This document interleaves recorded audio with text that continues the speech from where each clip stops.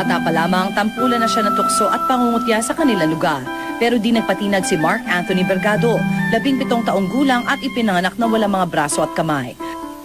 Sa halip, ginamit niya itong inspirasyon para pagbutihin at linangin ang kanyang kakayahan pagdating sa iba't ibang sports. Kabilang na dyan ang swimming, running at somersault.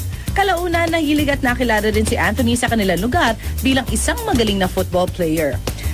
Talagang nakita ko yung determinasyon niya eh. Tsaka yung perseverance. Hindi nawawala sa kanya. Tapos minotivate ko yung guts niya.